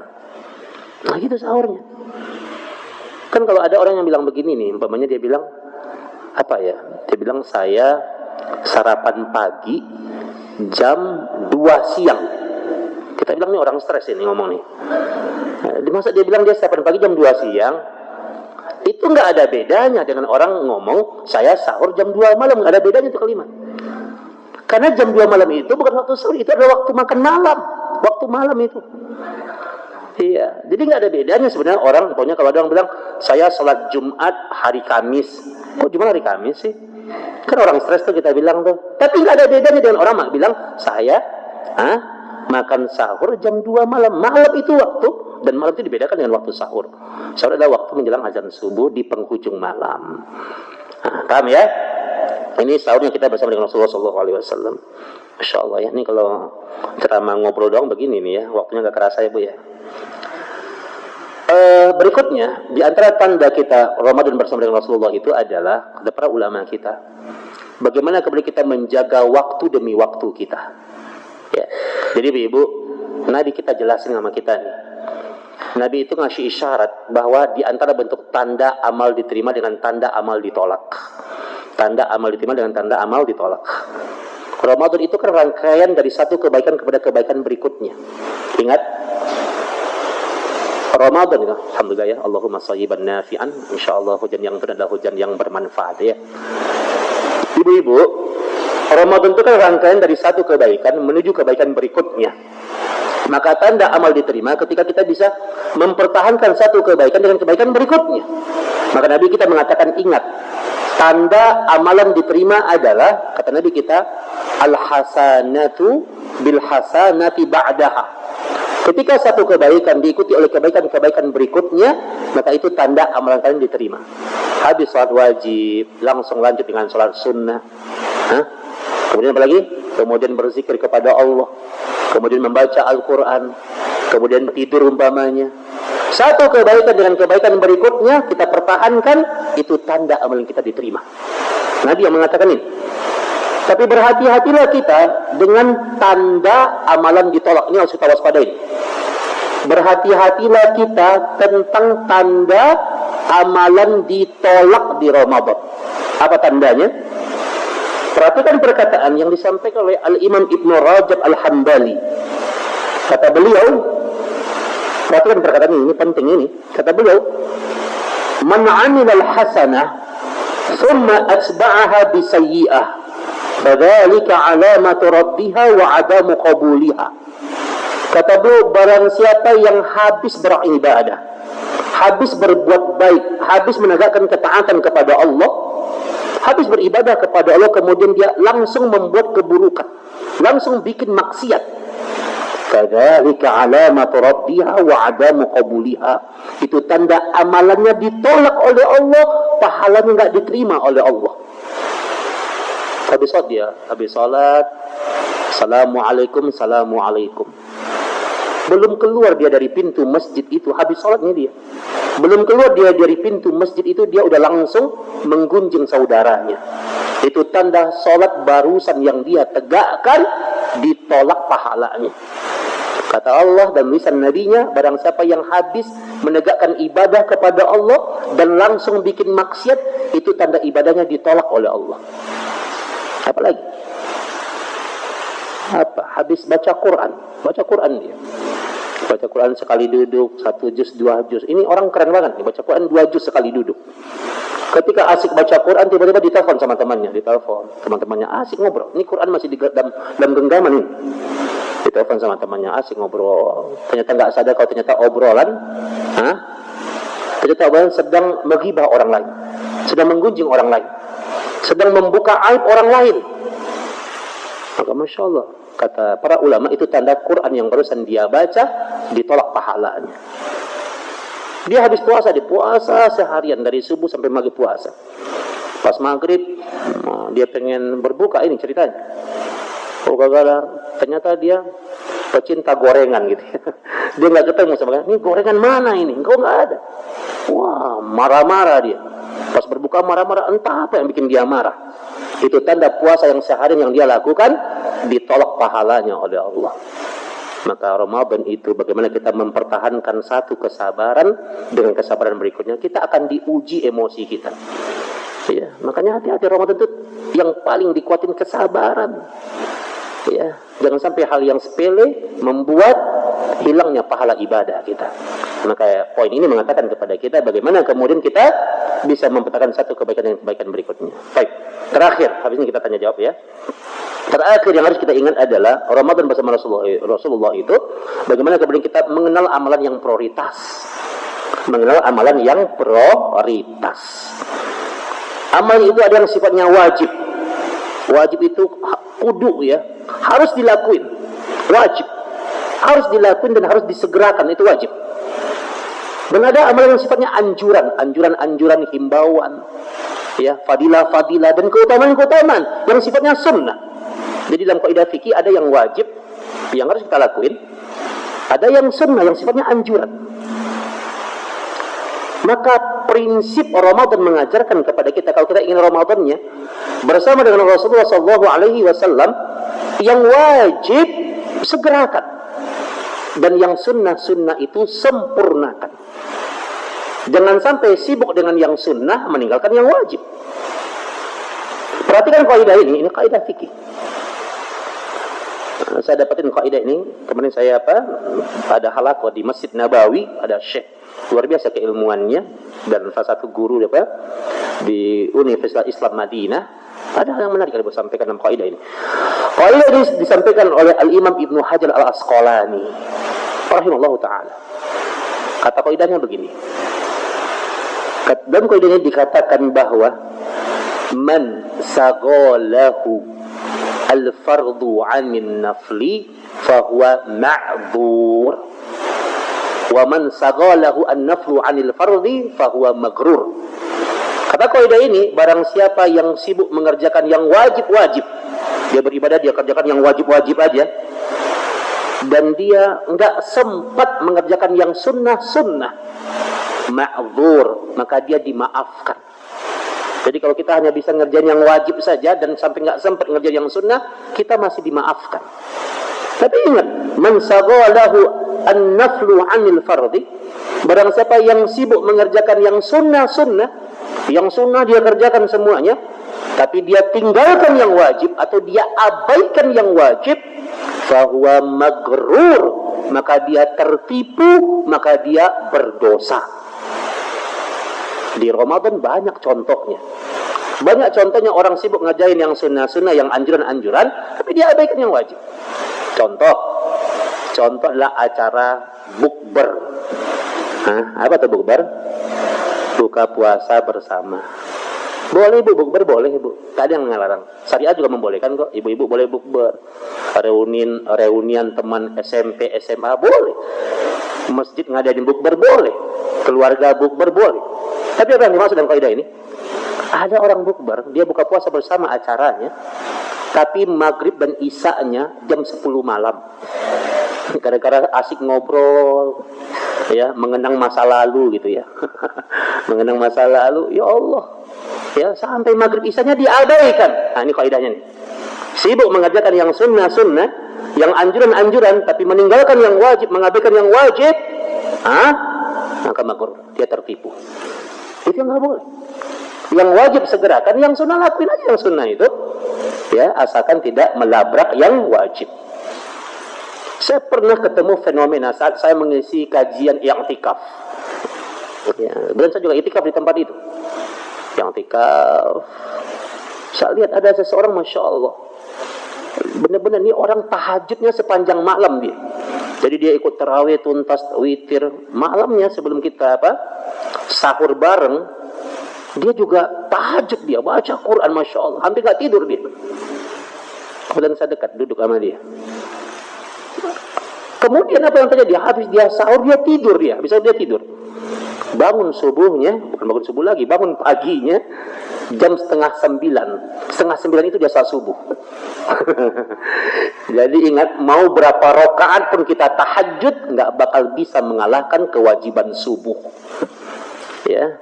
Jadi orang sibuk mengerjakan yang sunnah tapi meninggalkan atau mengabaikan yang wajib, maka dia berdosa besar di hadapan Allah. Fenomena ini juga terjadi saat Idul Fitri, Bu. Idul Fitri itu terjadi banget. Pernah nggak bandingin jumlah jemaah sholat Idul Fitri dengan jumlah jemaah sholat zuhur di hari yang sama? Makanya kata Buya Hamka itu, kalau mau ngelihat orang yang beriman, lihat saat sholat subuh. Tapi kalau mau ngelihat orang Islam, lihat saat Idul Fitri. Oh, keluar tuh semuanya. Yang nggak pernah sholat keluar semua Idul Fitri. Jadi Idul Fitri itu nanti rame nih semuanya. Tahun berapa dulu saya pernah ngisi khutbah Idul Adha di sini. Lupa tahun berapa. Rame sampai keluar jemaahnya membludak. Ya. Itu fenomena Idul Fitri ya. Nanti coba perhatikan jemaah Idul Fitri dengan jemaah salat zuhur. Siang harinya kan ada salat zuhur tuh. Masya Allah. Gimana Bu jumlah jemaahnya Bu perbandingannya? Antara langit dengan sumur. Kalau dengan bumi mah masih biasa Bu, dengan sumur. Wah, iya, lebih dalam lagi. Jadi kalau Idul Fitri Masya Allah sampai keluar. Kalau zuhur berjamaah di masjid dapat nih satu saf, ini hebat ini. Gitu kadang saking sepinya. Pernah di kampung dulu pas mau saat zuhur di daerah Jawa, waktu itu pulang ke sana ke kampung istri, pas mau sholat zuhur Idul Fitri itu digembok masjidnya. Loh, kenapa Pak kok digembok masjid, kita mau sholat zuhur ini? Kata warga, itu Pak marbotnya lagi makan lontong di rumah tetangga katanya. Sewajib-wajibnya Idul Fitri nggak bisa mengalahkan wajibnya zuhur berjamaah, nggak bisa terkalahkan. 5 waktu sholat itu dijemput oleh Nabi peristiwa Isra Mi'raj, dijemput langsung tanpa perantara wahyu melalui malaikat Jibril. Idul Fitri itu melalui wahyu dia turunnya. Maka ingat, Ramadan mengajarkan kepada kita kenali amal yang prioritas.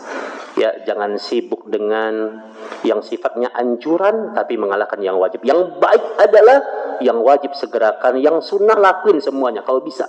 Kalau nggak bisa lakuin semuanya, lakuin apa yang bisa kita lakukan. Terakhir, pesan saya terakhir banget, ibu-ibu, ada jemaah yang nanya. Kemarin saya kajian di Al-Azhar, ada jemaah yang nanya, Ustaz, kita kan kaum ibu-ibu nih Ustaz. Dan rata-rata kita yang mungkin yang masih muda-muda gitu ya, kan semuanya di sini muda-muda semuanya ya Bu ya. Nah ya, kayaknya masih usia 40 tahun ke bawah kayaknya nih ya. Wahai wanita yang muda-muda, ada yang nanya begini, Ustaz, kita kan nggak sempurna Ramadan kita, Ustaz, karena kita mohon maaf ya, karena kita datang bulan katanya. Kita pengen Ramadan itu kita maksimal, Ustaz, tapi kita kan qadarullah, kita datang bulan gitu. Wahai ibu-ibu, Allah itu maha adil. Maha adil Allah itu. Jadi ibu-ibu yang datang bulan, ibu-ibu bisa dapatin pahala yang sama dengan orang yang berpuasa tanpa ibu puasa. Karena orang datang bulan itu apa yang dilarang? Dilarang sholat di masjid, dilarang sholat, dilarang berpuasa, dilarang i'tikaf di masjid. Ya. Jadi ibu-ibu itu bisa umpamanya kalau ingin dapatin pahala puasa nih, ibu-ibu caranya berbagi takjil, antarin ke masjid. Kan kata Nabi kita, barang siapa yang ngasih makan orang berpuasa, maka dia dapatin pahala yang sama dengan orang yang berpuasa itu tanpa mengurangi pahala dia. Dan takjil itu nggak usah yang memberatkan kita, Bu. Ibu juga ngasih air mineral gelas gitu kan, itu udah jadi itu. Kalau air mineral gelas yang ibu kasih itu kemudian diminum sama orang yang berpuasa, ibu dapatin pahala sama dengan orang yang berpuasa. Ngasih gorengan satu umpamanya, beli tamat sih satu gorengan, ngasih satu umpamanya, dimakan sama orang yang berpuasa, ibu dapatin pahala sama dengan orang yang berpuasa. Maka ini adalah bulan untuk mendorong pahala yang besar. Kita bisa dapatin pahala orang berpuasa sama dengan orang yang berpuasa tanpa mengenai pahala dia, padahal kita nggak puasa. Ya, nah ini kaidah bagaimana kemudian kita manfaatkan waktu ini. Jadi walaupun di masjid mungkin dijatahin nganterin takjil cuma sekali sebulan atau 2 kali atau 3 kali, anterin aja tiap hari. Nggak apa-apa, yang semampu aja, walaupun cuma 2 air mineral gelas gitu, walaupun cuma gorengan 2 biji gitu ya, nggak apa-apa. Bayangkan kalau itu dimakan oleh orang yang berpuasa, ibu dapatin pahala yang sama dengan orang yang berpuasa tanpa kita puasa. Jadi Ramadan itu ya, kebaikan yang kecil akan dinilai besar dan paling sangat besar di hadapan Allah Subhanahu wa taala. Banyak yang harus kita bahas harusnya, tapi waktu kita terbatas. Ada waktu buat tanya jawab ya menjelang zuhur ini. Kepada para kaum ummahat, ibu-ibu dipersilahkan. Barakallahu fikum. Oh ya, boleh Bu.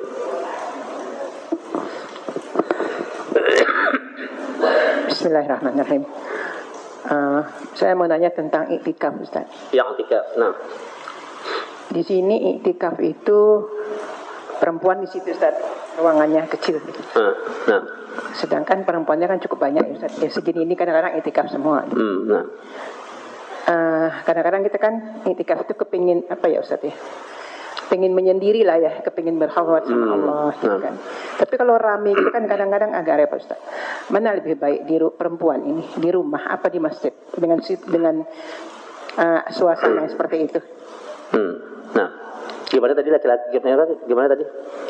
Di sini pengen itikaf di masjid. Itikaf itu di masjid tapi cukup banyak orangnya. Padat orangnya. Sedangkan ruangannya kecil. Sehingga kita nggak punya ruang apa ya? Berkhalwat sama Allah itu. Kadang-kadang kan kalau di rumah kita lebih tenang gitu. Lebih tenang. Kadang-kadang tuh sampai keluarkan air mata gitu, Ustaz ya. Nah, kalau di kan kadang-kadang kita ada sungkan sama orang, ada seperti takut ria atau gimana gitu. Lebih baik mana, Ustaz? Di rumah apa di masjid? Itikaf perempuan. Iya, nanti kalau mau itikafnya luas, Bu, di Masjidil Haram, Bu. Masya Allah, barakallah ya Bu ya. Masya Allah, Ibu pertanyaannya bagus banget ya, dan insya Allah memberikan faedah untuk yang lainnya. Syarat sesuatu dikatakan i'tikaf, syaratnya syarat tempat, Bu. Jadi syarat tempat itu menjadi syarat i'tikaf. Ya, jadi memang kalau kita baca di Sahih Bukhari dan juga dapat dalam syarah Sahih Muslim, sesuatu itu dikatakan i'tikaf ketika terikat dengan tempatnya. Jadi syarat masjid yang boleh dipakai untuk i'tikaf adalah masjid jami'. Apa artinya masjid jami'? Masjid yang dipakai untuk Jumatan. Jadi jami itu namanya, jami itu 2 hal sebenarnya dalam kategorinya ya. Jami itu dipakai untuk 5 waktu dan dipakai untuk Jumatan. Karena tidak semua yang dipakai Jumatan itu dipakai 5 waktu. Percaya nggak? Tidak semua yang dipakai Jumatan itu nggak dipakai 5 waktu gitu. Tidak semua yang dipakai Jumatan. Contoh di perusahaan, ada tempat parkir disulap jadi tempat Jumatan. Tapi dia nggak dipakai 5 waktu kan, maka dia nggak boleh dipakai i'tikaf. Maksudnya kita i'tikaf di parkiran sih. Nah gitu ya. Nah, maka i'tikaf itu syaratnya masjidnya dipakai untuk 5 waktu dan dipakai Jumatan. Kayak musola, umpamanya musola itu dia dipakai 5 waktu. Tapi dia nggak dipakai Jumatan, maka nggak boleh juga pakai i'tikaf. Maka tempat menjadi sebuah syarat tegaknya i'tikaf. Itu satu ya. Maka kata para ulama, walaupun ada tempat yang begitu hening, begitu sepi gitu ya, pokoknya kita i'tikaf di villa, punya villa di puncak gitu kan sepi itu dan hening gitu ya, maka nggak bisa dikatakan i'tikaf. Dan kaidah sunnah mengatakan rumah bukan tempat i'tikaf. Rumah itu bukan tempat i'tikaf, walaupun ada musolahnya. Karena perhatikan hadis Nabi. Percayakah kita? Wajib kita percaya. Wajib kita percaya. Para sahabiah, para sahabat Nabi dan istri-istrinya Nabi telah menjadikan rumah tempat ibadah terbaik untuk mereka. Istri-istri Nabi menjadikan rumah tempat ibadah yang terbaik untuk mereka. Kita bayangkan di hadapan rumah Nabi itu ada Masjid Nabawi. Yang orang kalau sholat di situ maka 1000 kali lebih baik daripada sholat di masjid yang lain. Tapi Nabi mengatakan kepada istrinya, rumahmu itu lebih baik daripada masjid. Itu untuk 5 waktunya. Coba kita bayangkan. Ya, rumahnya istri Nabi itu lebih baik. Berarti kan bagi wanita rumah itu kan tempat ibadah yang terbaik. Tapi ketika turun syariah tentang i'tikaf, beda lagi ceritanya. Simak di kitab Bulughul Maram. Idza dakhala al-'ashrul awakhir min Ramadan. Kalau udah masuk 10 malam terakhir Ramadan, gimana Nabi itu? Syadda mi'zarahu. Nabi mengencangkan ikat pinggangnya. Wa ahya lailahu. Nabi hidupkan malam-malamnya. Wa ayqadha ahlahu. Nabi bangunkan semua istri-istrinya, diajak semuanya i'tikaf di masjid. Hadis ini dijelaskan oleh Imam An-Nawawi. Ternyata ketika setelah Nabi meninggal dunia, di antara budaya yang dipertahankan oleh semua istri-istri Nabi adalah mereka beriktikaf di masjid. Nah, jadi iktikaf di masjid itu apapun keadaannya, ya, kesakan di sini rame, ya, jemaahnya padat. Ya, jadi iktikaf itu dia ada level-levelnya, Bu. Kalau kita iktikaf full 1 bulan Ramadan, itu lebih utama.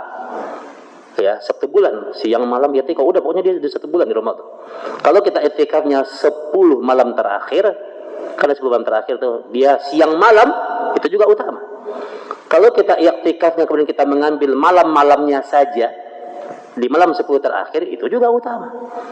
Kalau kita milih-milih malamnya, Ustaz, saya mau i'tikafnya di malam ganjil doang, malam 21, 23, 25, 27, 29, itu pun utama. Kalau kita hanya di malam ganjil, kita sempit lagi. Karena di hadis Nabi itu malam ganjil yang diutamakan itu adalah 25, 27, dan 29. Begitu kita ngambil 3 itu aja, itu juga utama. Karena ini tetap dalam koridor amalan-amalan yang sunnah, yang punya pahala yang besar. Iya, dikatakan i'tikaf kalau dia di masjid. Iya, tidak i'tikaf namanya. Jadi kalau secara begini, Bu, dalam syariah itu ada pengertian disebut dengan lughatan dengan syar'iyan. Kalau secara bahasa, i'tikaf itu artinya berdiam diri. Makanya ulama membedakan, kalau orang niatnya bukan i'tikaf, enggak i'tikaf namanya. Maka kata para ulama, umpamanya ada orang masuk masjid nih, diam di masjid dia. Maka kata para ulama, i'tikaf itu akan membedakan mana yang mabit dan mana yang i'tikaf. Kalau mabit kan dia cuma menetap. Tapi i'tikaf itu dia pakai niat kan, niatnya kan di hati. Jadi kalau kita masuk masjid, niat kita adalah untuk i'tikaf, i'tikaf namanya. Maka di rumah itu dia hanya sekedar i'tikaf yang dalam pengertian dia ingin menenangkan dirinya, ingin tenang gitu ya. Ingin apa? Dia ingin curhat sama Allah, dia ingin berkhawat bersama Allah, itu udah bisa secara bahasa. Tapi i'tikaf secara syar'i dia terikat dengan rukun dan syaratnya. Nah, jadi kalau dimaknai i'tikaf itu hanya sekedar untuk berdua-duaan dengan Allah, berkhalwat dengan Allah, maka secara bahasa maknanya itu penting. Tapi secara syar'i, yang namanya i'tikaf secara kaifiyat tata cara tetap terikat dengan syarat i'tikafnya. Jadi saya sarankan ya, memang kan orang kan kalau memilih jalan ketaatan ya, jalan ketaatan itu memang besar ujiannya. Jadi saya sarankan kepada para ummahat di 10 malam terakhir ya, i'tikaf lah walaupun kondisinya rame gitu ya. Ya, kita kadang-kadang i'tikaf di Masjidil Haram, Masjid Nabawi saja tetap aja padat gitu. Susah gitu. Kita mau cari ke pojok mana udah rame orang. Nah, jadi memang itu ujian ketaatan ya, Bu ya. Maka dulu Nabi itu cuma kan nggak tahu di masjid dibolehkan nggak. Saya ingat dulu ketika punya halaqah dengan seorang syekh dari Yaman itu, kebiasaan orang-orang Yaman dan Sudan itu dia biasa itu, dia datang ke masjid, tapi di masjid itu dia pakai tenda gitu. Di masjid itu dia bikin tenda. Di masjid dia bikin tenda gitu. Cuma kan nggak tahu di masjid kita kan itu kan jarang. Dan beberapa masjid di daerah Jabodetabek ini saya waktu itu pernah di Bogor ya. Itu ada orang dia boleh gitu. Jadi dia, tapi bukan berarti kemudian dia di tenda semalaman gitu ya. Kita orang kira ngapain ini orang gitu kan. Nah gitu. Jadi ketika kemudian dia punya waktu, dia pengen ada waktu mungkin 2 jam 3 jam ingin berkhawat, akhirnya dia pasang tenda itu. Cuma kan kita nggak tahu boleh atau enggak gitu kan. Di daerah kita masih agak jarang ya. Nah itu cara itu. Jadi memang dia nggak mau apa ada hirup pikuk, kadang kan orang lalu lalang apa gitu kan, akhirnya dia pakai tenda gitu. Coba di kita kan jarang tuh yang begitu tuh, dan itu dibolehkan, boleh. Yang tadi mungkin tujuan supaya apa, tidak ada hirup pikuk apa gitu ya. Nah dari itu masyhur di beberapa kalangan para ulama itu dilakukan gitu. Jadi dia bawa tenda dia. Nah, tenda yang itu ya, yang otomatis yang simple, bukan tenda kayak anak pramuka ya. Nanti dipancang, nanti dimarahin sama pengurus masjid gitu. Itu ya, barakallahu fikum. Nah, iya Ibu. Timingnya. Nah, timingnya adalah ketika kemudian sudah timingnya sebenarnya tadi Bu. Kita mau milih i'tikaf yang mana dulu nih? Kalau kita maunya i'tikafnya full Ramadan, berarti mulai dari awal masuknya Ramadan kan hitungan hari di Ramadan itu mulai dari maghrib. dari maghrib kan. Jadi kalau saja anggaplah kita pilihnya malam 21 umpamanya. 21 ya. Nah, 21 itu kalau memang kita ingin memilih full i'tikaf, boleh dari 21 maghrib itu kita udah ada di masjid gitu. Kalau ingin full, umpamanya saya pengennya i'tikafnya 10 malam terakhir deh, kita ngambil malamnya. Berarti startnya itu ambil dari maghrib, timingnya itu. Sebenarnya gini Bu, sebenarnya kan al-ajru bi qadril masaqqah. Pahala itu tergantung niat kita dan tergantung tingkat amalan kita gitu. Semuanya kalau Allah tetapkan pahalanya gitu. Jadi kaidah pahala itu adalah semakin besar amalannya, makin besar pahalanya. Makin full amalannya, makin full pahalanya gitu. Jadi kalau umpamanya saya kayaknya kalau untuk i'tikafnya itu kemudian maghrib saya nggak bisa, karena saya mungkin ada ngurusin anak-anak atau ngurusin suami gitu kan. Saya bisanya itu habis tarawih gitu, habis tarawih baru saya ke masjid. Nanti mungkin menjelang subuh saya pulang lagi, nggak apa-apa. Tetap semuanya sah. Ini amalan sunnah ini. Tetap semuanya sah. Orang i'tikaf pengen apa orang i'tikaf itu? Pengen dapatin malam Lailatul Qadar. Itu kan tujuannya. Apa pengertian malam dalam kaidah syar'i? Malam adalah startnya itu mulai dari maghrib. Jadi kalau udah masuk azan maghrib, Allahu Akbar, maka dikatakan dalam kaidah fikih dikatakan itu adalah awal malam. Kapan berakhirnya malam? Berakhirnya malam sampai azan subuh berkumandang, itu berakhirnya malam. Yang tadi kita sebut waktu sahur tadi, berakhirnya malam, itu sahur itu kan penghujung malam. Kaidah sunnah mengatakan bahwa kalaulah malam itu adalah malam Lailatul Qadar, maka semua kebaikan akan dihitung 1000 bulan. Contoh begini, umpamanya ada orang dari maghrib sampai subuh dia full, dia beribadah, maka masya Allah, ya itu adalah sunnah Nabi yang kemudian dia amalkan, dia jemput Lailatul Qadar dan nanti dia beribadah full di masjid. Tapi mungkin ada orang yang dia jam ba'da isya dia masih lembur, dia masih kerja dia. Mungkin dia seorang sapam, mungkin dia harus jaga malam dia. Maka ingat dia terdapatkan kebaikan yang lain. Maka kebaikan yang dia malam itu dia naik motor, tiba-tiba dia ketemu pengemis. Kemudian pengemis itu dia beli makanan, dia kasih makan, atau dia bersedekah sama orang yang di jalanan. Sedekah dia di malam itu lebih baik daripada 1000 bulan, sama dengan 1000 bulan. Itu cara kita memahaminya. Jadi ingat, kaidah sunnah mengatakan yang dapat Lailatul Qadar itu tidak hanya yang beriktikaf di masjid, tapi semua kebaikan yang tegak dimanapun dia berhak untuk dapatin kebaikan yang lebih baik daripada 1000 bulan. Begitu memahaminya. Tapi memang cara yang terbaik untuk dapatin Lailatul Qadar memang dengan cara i'tikaf di masjid. Itu kadang itu yang Nabi contohkan. Tapi tidak menafikan, tidak meniadakan semua kebaikan di luar masjid. Jadi dia mungkin seorang sapam, dia punya amanah nih, dia harus jagain nih perusahaannya atau apanya. Maka kalau itu dia akan niatkannya karena Allah, bermanfaat amalannya, tidak menzalimi orang, kebaikan apapun yang tegak di malam itu lebih baik daripada 1000 bulan. Nah, jadi tidak hanya kemudian yang namanya malam itu kan sepanjang malam kan. Oh, i'tikaf itu hanya turun di masjid doang, enggak begitu memahami. I'tikaf itu Lailatul Qadar itu hanya turun di masjid doang. Hanya turunnya umpamanya di malam habis isya sampai enggak begitu memahaminya, tapi sepanjang malam. Ya, makanya bunyinya Lailatul Qadari khairum min alfi syahr. Ya. Maka malaikat turun dan kemudian sampai fajar datang. Nah, jadi kebaikan yang tegak dimanapun begitu. Tapi memang cara yang paling maksimal, yang terbaik memang dengan cara i'tikaf di masjid. Tapi kalau ada orang kemudian dia berbuat, dia nggak sempat, mungkin dia gini. Saya teringat ya dengan sebuah nasihat seorang syekh dari Madinah, dia bilang gini. Ada orang ketika malam Lailatul Qadar itu atau ketika 10 malam terakhir itu dia dikasih musibah, dia sakit dia. Dia terbaring di ICU dia. Di 10 malam terakhir kemudian dia terbaring, tapi dia masih sadar hatinya. Dan kemudian ketika di ICU itu dia beristighfar, astagfirullah wa atubu, itu dia beristighfar. Maka orang yang sedang sakit itu dia nggak di masjid, dia di ICU, dia di rumah sakit, dia telah dapatkan kebaikan, dia beristighfar, yang kebaikan itu lebih baik daripada 1000 bulan. Mungkin ada seorang dokter, dia di malam itu kemudian dia sibuk mengoperasi pasien, dia sibuk mengoperasi, dia harus lakukan itu, ini adalah kerja yang baik. Tapi dia nggak sempat untuk ke masjid karena dia ada amanah keumatan, ada amanah yang bermanfaat untuk orang banyak. Tapi kemudian ketika dia sibuk kemudian dengan pekerjaan, dia ingat Allah, dia berzikir, kalau dia beribadah kepada Allah, maka zikir dia di malam itu lebih baik pada 1000 bulan. Nah, begitu cara kita memahami. Jadi kalau timingnya, Bu, kapan Bu, kalau memang masuk malam, Ibu mau ngambil full dari maghrib sampai fajar, itu yang terbaik.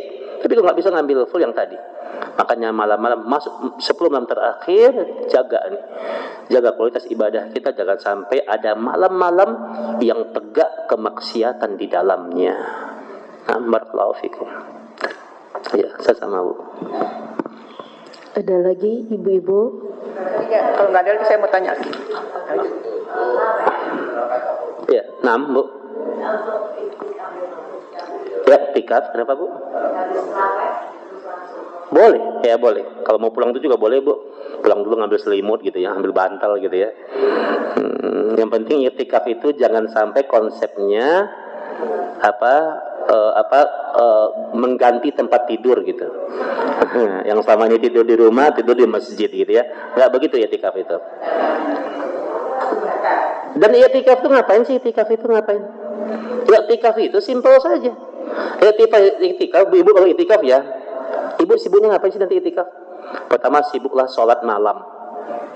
Ya, kalau memang sudah witir tuh bersama imam saat tarawih, udah sholatnya 2 rakaat, 2 terus gitu. Boleh. Prinsip sholat malam itu adalah tidak dibatasi sebenarnya. Kita mah 11, 23 udah heboh di Indonesia. Di Yaman mah orang tarawihnya 57 rakaat. Ya, sampai 63 rakaat ya. Enggak apa-apa, sholat malam itu biasanya sholat. Jadi ibu kalau itikaf nanti perbanyak sholat sunnah, 2 rakaat, 2. Kalau capek berhenti sebentar, kemudian berzikir kepada Allah, ya. Kemudian perbanyak baca Quran.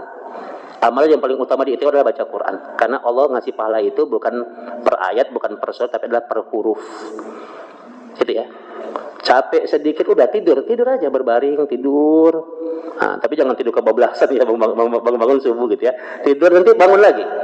Jadi ibu kerjanya itu bangun tidur gitu. Nah, ketika bangun udah ibu kemudian baca Quran. Kalau memang bisa kemudian memperbanyak wudu ya. Cuma kadang-kadang kan kalau orang sudah kalau kita sudah tua, kadang-kadang kan kena air tuh nggak ini ya. Kadang sulit kalau kena air, mungkin takut kedinginan gitu ya. Nah, kalau memungkinkan untuk memperbanyak wudu itu lebih baik. Nah, tidur kalau capek tidur, jangan dipaksakan. Nanti kalau bangun sebentar, mungkin tidur 1 jam, bangun lagi, baca Quran, sholat, gitu aja pokoknya. Nikmati tuh ibadah tuh. Sholat perbanyak sholat sunnah 2 rakaat, perbanyak berzikir, perbanyak baca Quran, capek tidur, bangun lagi, gitu lagi, baca Quran, sholat, gitu. Itikaf itu. Nah, kemudian jangan banyak ngobrol. Tuh. Ini dulu pengalaman saya waktu jadi mahasiswa dulu gitu. Entar itikaf ya bro gitu kan. Oh ya itikaf. Udah dijatah tuh. Lu bawa apa? Bawa kacang. Lu bawa apa? Bawa snack. Bawa apa lagi? Udah pindah tempat nongkrong dong tuh itikaf. Sehari ngobrolnya kemana-mana. Ini masa-masa jahiliyah tuh Bu. Ya, sekarang yang dulu ngobrol-ngobrol dulu begitu, sekarang udah jadi ustadz semuanya masalahnya. Jadi itikaf itu bukan ganti tempat tidur, bukan ganti tempat nongkrong gitu ya. Nah, handphone matiin aja dulu kalau nanti lagi itikaf ya. Jadi gitu aja, capek tidur ya, kemudian boleh bawa makanan, bawa makanan apa. Tapi jangan makan mulu gitu ya. Boleh Bu, boleh. Udah ya, itu ya Bu ya. Sedikit lagi Ustaz, sedikit lagi. Sedikit lagi. Tentang berbuka tadi Ustaz, kan sebaiknya kurma dan air putih gitu ya Ustaz ya. Kurma dan air putih ya, begitu hadisnya. Saya pernah dengar gini Ustaz, tapi nggak tahu hadis apa gitu. Sebaiknya kita konsumsi yang tidak dimasak dulu gitu loh. Ada nggak benar nggak Ustaz begitu Ustaz? Sehingga saya mendengar itu jadinya bukan air putih dulu baru kurma, tapi kurma dulu baru air putih gitu. Karena air putih kan dimasak. Iya. Jadi benar nggak sih ada itu? Itu hadis apa hanya? Iya. Makasih Ustaz. Jadi kalau ibu cek langsung ke kitabnya, kitab Bulughul Maram itu, nanti ibu saya babnya itu hadis, tapi dia bicara urutan Bu. Okay. Urutan. Jadi bunyi hadisnya gini. Kata Nabi kita, idza aftara ahadukum. Kalau kalian ingin memulai berbuka puasa, falyuftir ala tamrin. Maka berbukalah dengan kurma. Ya. Sebenarnya tamar itu kalau dalam bahasa itu artinya kurma muda gitu. Jadi kurma muda itu dipakai untuk kemudian berbuka puasa gitu. Nah, kalau kurmanya nggak ada, baru fal yuftir ala ma'in, berbuka dengan air putih. Makanya sebenarnya itu urutan. Tapi tidak ada satupun istimba yang mengatakan umpamanya berarti harus mengawali berbuka dengan yang tidak dimasak dulu. Bukan begitu, bukan begitu pemahamannya. Ya. Jadi pemahaman yang begitu itu justru pemahaman yang tertolak ya. Karena memang konsepnya gini, kalau memang ternyata orang tidak menemui kurma umpamanya, menemui kurma kan nggak bisa juga diganti sama yang lain umpamanya. Kan Nabi itu cuma ngasih 2 pilihan kan, mengawali berbuka dengan kurma, kalau nggak punya kurma air putih. Artinya Nabi memberikan sebuah jalan yang pasti orang punya gitu. Oh jadi benar ya Ustaz kalau kita kurma dulu. Kurma dulu air putih secara urutan. Makanya kan ada ijtihad para ulama itu mengatakan bahwa kurma dulu air putih. Ini dalam kancah perbedaan ya Bu ya. Nah terus tapi pemahamannya bukan yang tadi ya, bukan pemahaman yang tidak dimasak dulu.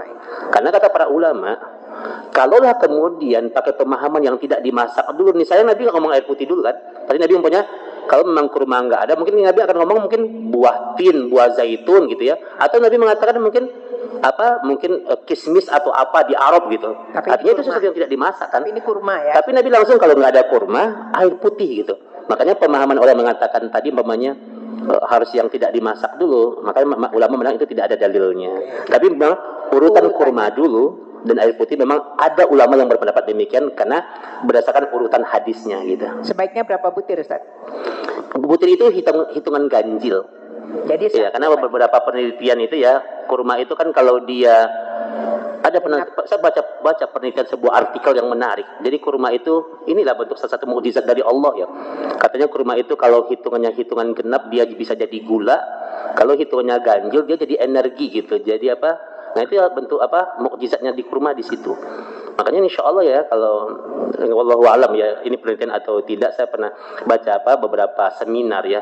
Dia katakan kalau bagi penderita gula gitu umpamanya, maka insya Allah apalagi kurma-kurma yang sebenarnya kurma ajwa gitu ya. Nah itu insya Allah bisa menyehatkan gitu ya. Tapi tetap konsultasi ya hal seperti ini. Ya itu ya Bu ya. Jadi kalau ditanya berapa hitungannya, hitungan ganjil. Ya 1, 3 gitu. Dan anak-anak itu biasakan makan kurma ya. Ibu-ibu juga biasakan makan kurma. Ada di kitab Ruqyatus Syar'iyyah, kitab yang bicara tentang gangguan-gangguan sihir. Gangguan sihir, gangguan jin, gangguan santet ya. Santet, pelet atau apapun namanya.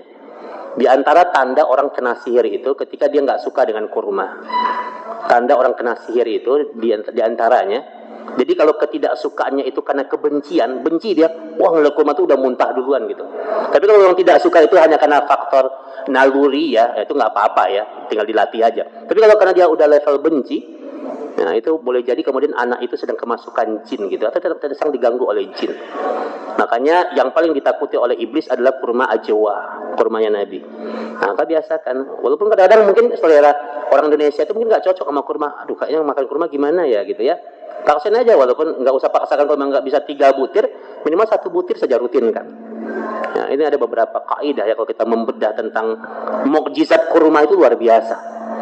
Nah ini besar faedah dan manfaatnya. Nah sudah ini Bu ya, udah mau dekat ya. Apa lagi Bu? Oh doa ya. Ya, Masya Allah. 6 menit lagi ya. Ditutup dengan doa apa ditutup dengan apa Bu? Dengan doa aja ya. Baik ibu-ibu semuanya, mari kita awali doa kita dengan cara kita beristighfar. Kita minta ampun kepada Allah Subhanahu wa taala. Kita hadirkan wajah orang-orang yang kita cintai, mudah-mudahan di momentum Sa'ban yang penuh berkah ini menjelang Ramadan, mudah-mudahan semuanya dalam kebaikan keberkahan, terutama kedua orang tua kita ya, baik yang masih hidup maupun yang sudah mendahului kita. Mudah-mudahan Allah juga memberikan kebaikan untuk kedua orang tua kita. Kita awali doa kita dengan cara kita beristighfar. Kita minta ampun kepada Allah Subhanahu wa taala. Astaghfirullah wa atubu ilaih. Astaghfirullah wa atubu ilaih. Astaghfirullah wa atubu ilaih. أعوذ بالله من الشيطان الرجيم بسم الله الرحمن الرحيم الحمد لله رب العالمين حمدا يوافي نعمه ويكافئ مزيده يا ربنا يا ذا الجلال وذكر الكريم وعظم سلطانك اللهم صل على محمد وعلى آله وصحبه وسلم اللهم بك أسبحنا وبك أمسينا وبك نحيا وبك نموت وإليك النشور اللهم إنا نسألك علما نافعا ورزقا طيبا وعملا متقبلا اللهم أعنا على ذكرك وشكرك وحسن عبادتك.